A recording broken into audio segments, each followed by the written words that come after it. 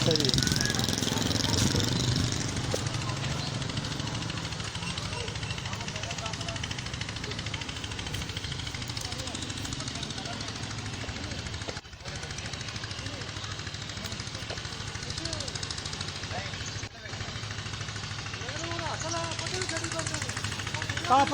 पा दूसरा बंदा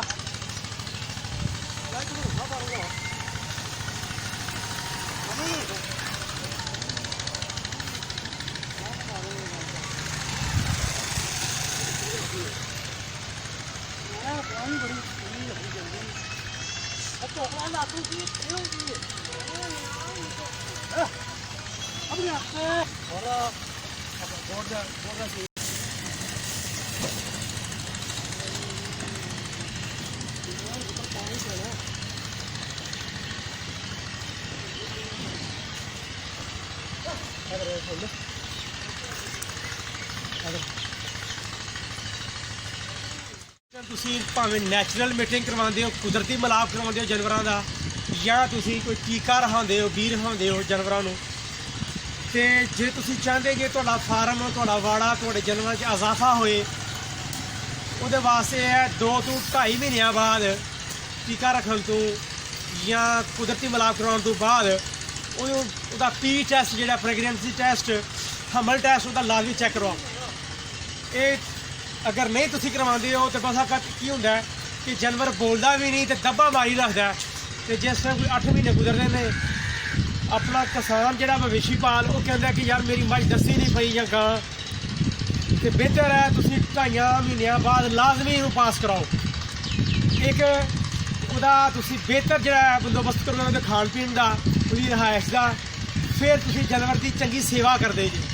क्योंकि जिस टाइम जानवर प्रैगनेंट हो जाता है उन्होंने कैल्शियम जी की मात्रा, उसकी मिकदार वो बराबर देनी चाहिए है। मिनरल जड़े ने खास तौर पर सोडियम है, पोटाशियम है, फास्फोरस है, कैल्शियम है, जिंक है, सल्फेट है, सल्फर की मिकदार, सोडियम क्लोराइड जी है, ये जी है बहुत अहम किरदार अदा करती है बच्चे की डिवेलपमेंट, बच्चे के बनने के। तो जोड़ा अज का तो मैं चेक कर लगा, मैं झोटी जी जे तो जनाब यह झोटी जी जो चेक कर लगे इनू वीर कितने महीने का करवाए हैं? 4वां 5वां महीना हो गया जी। तो हम चेक करने आया वाकई इस की है भी है कि नहीं। बिस्मिल्लाहिर्रहमानिर्रहीम। यह जनाब ये ग्लव लैके उत्ते जड़ा मस्टर्ड देसी आयल है, सरों का तेल वो पा के फिर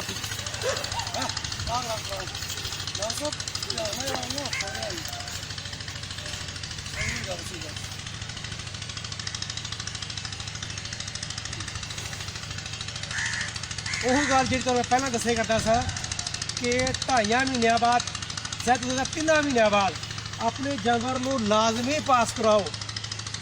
ये हूँ जिम्मे दसी करी जी 5 महीने हो गए करवाए दे, हूँ मैं चेक की है तो ये खाली है।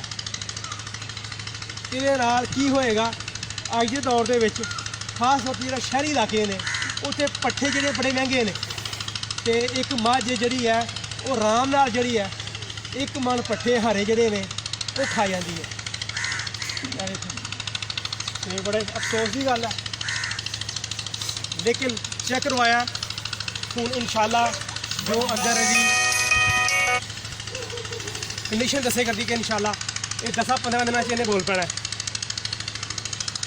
10-15 दिन इंशाल्लाह ये दोबारा बोल पेगी, इन्हू करवाएंगे भावें AI करवान तो या भावें संडी को करवान। तो मैं उम्मीद करना कि मेरे वीर जिन्हें देखे आए ने इस वीडियो को पसंद करनगे।